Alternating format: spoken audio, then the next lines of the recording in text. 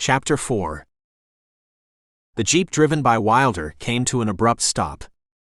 Adrianne opened her eyes, raising her arms and yawned. It was late in the evening. Turning to Wilder, Adrianne asked, "Where are we?" "Home." He pointed to the doorway. Adrianne turned around, wearing a gigantic smile. She made a grateful sigh, raising and shaking her head. Thank God, her mind thought.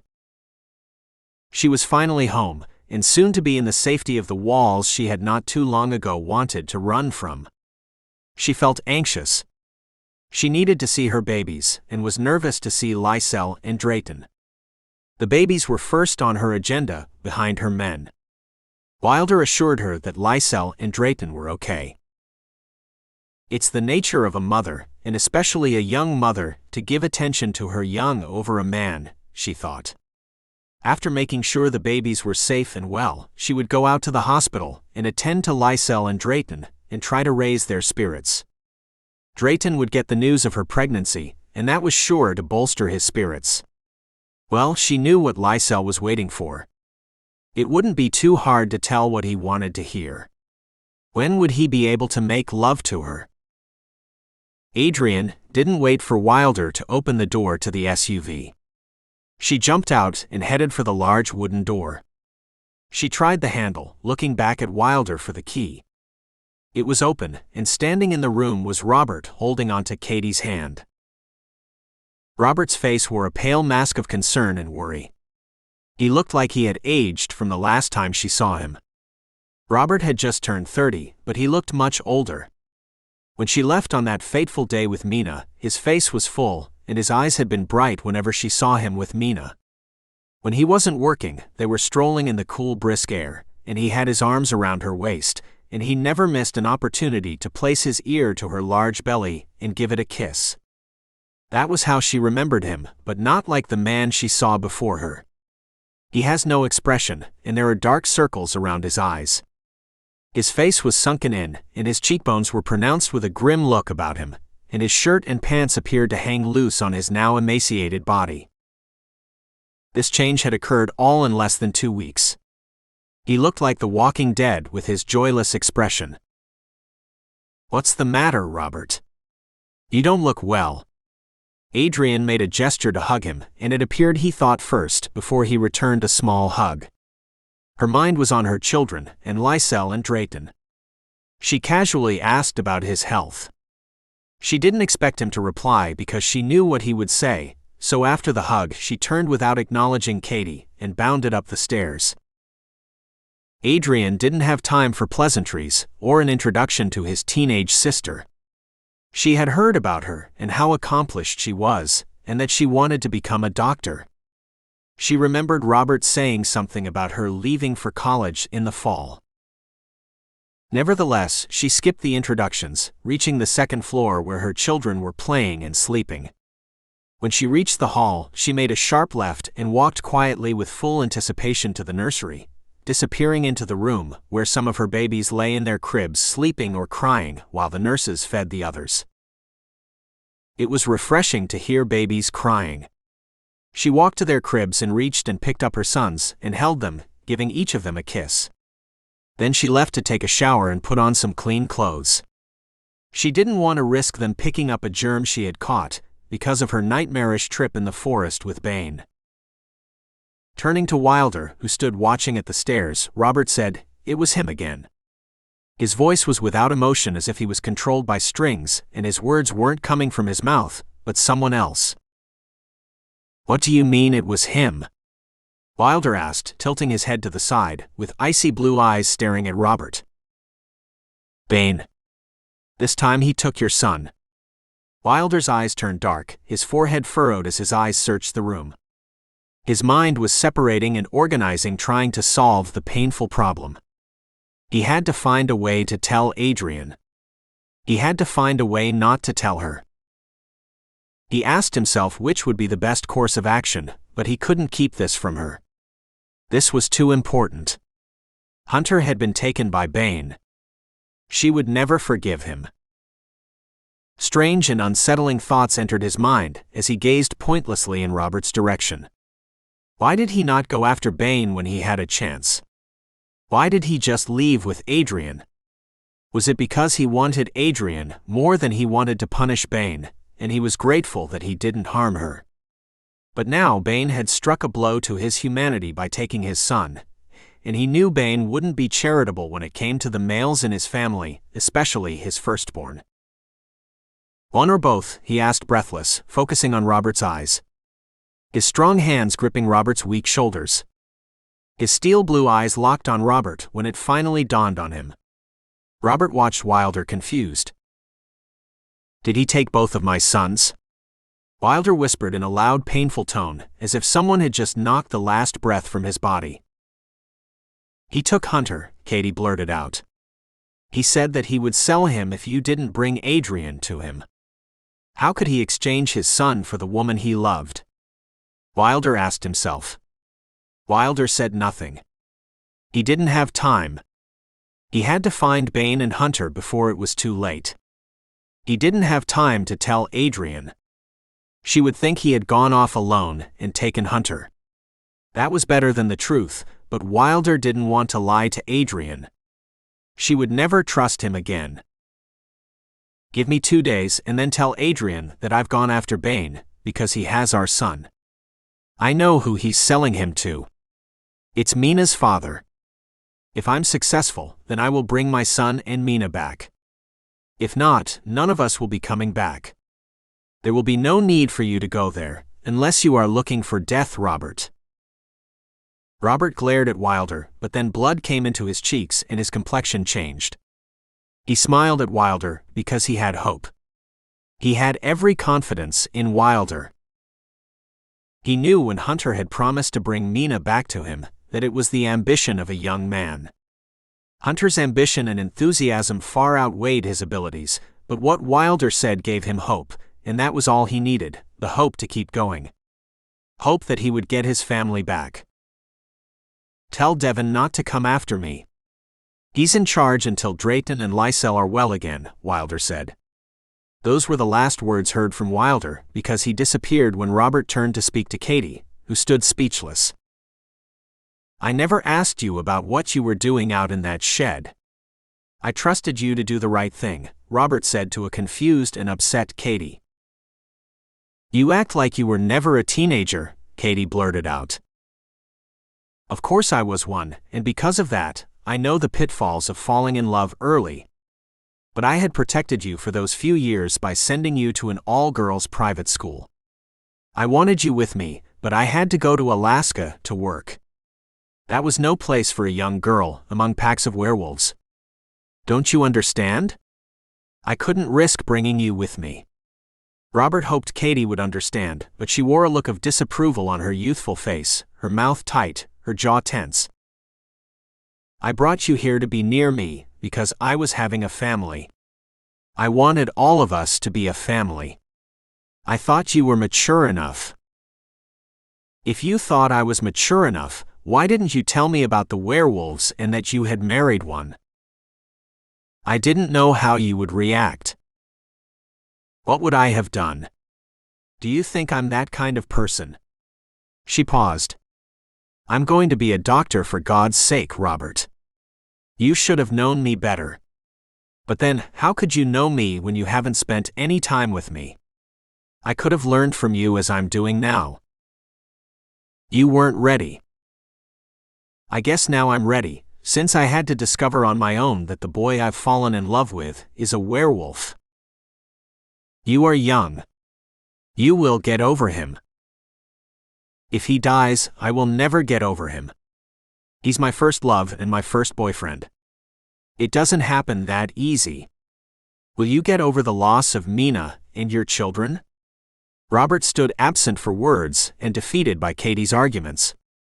He had no response for her. He couldn't come back with some terse reply like, if you live long enough, you will change and you will forget. Because he knew he could never forget. Only his death would cause him to forget Mina and his babies. You just met him. You don't even know him. You know nothing about werewolves. I don't need to know more. What I saw of him and when we made love was enough for me. Katie looked at Robert's face and saw he was in shock. He didn't want to have his little sister tell him that she had just made love to a werewolf. He wanted her to experience the world before she fell in love, but who was he to tell her who to love and who not to love? They heard a door close and the footsteps of someone. Looking up from where they were seated on the couch near the stairs, they watched at Adrianne descend the staircase. Holding on to the banister, she carefully hit each step as if she was floating on a cloud. She had showered and changed into a pair of slacks and a sweatshirt. "Oh, I didn't know you were still here, Robert.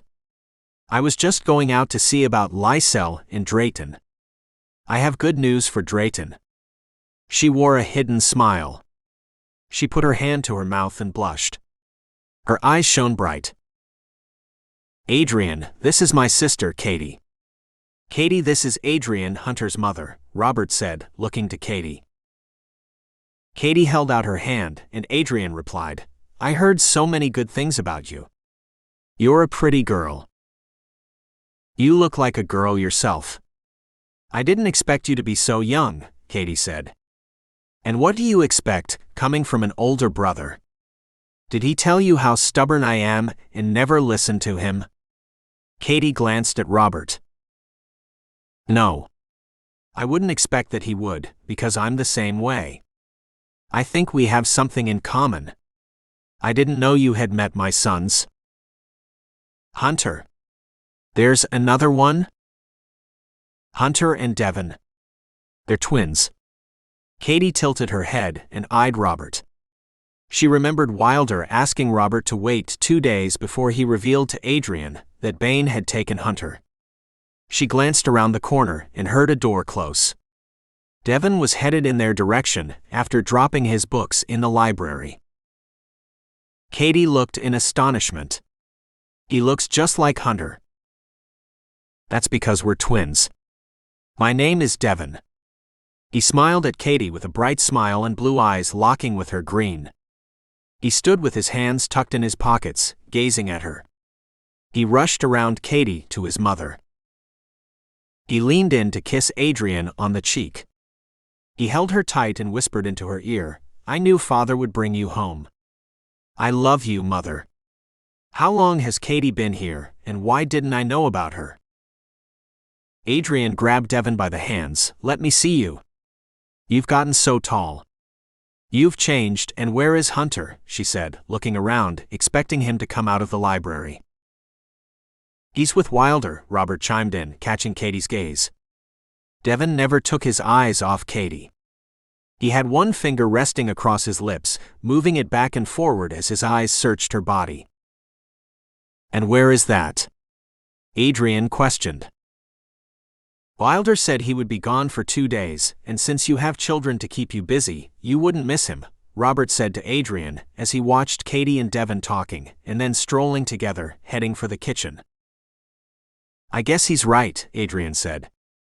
"I have to get to the hospital. Robert, please accompany me." Robert and Adrianne left Devine and Katie staring at each other, sitting at the counter, waiting for the cook to prepare them a sandwich.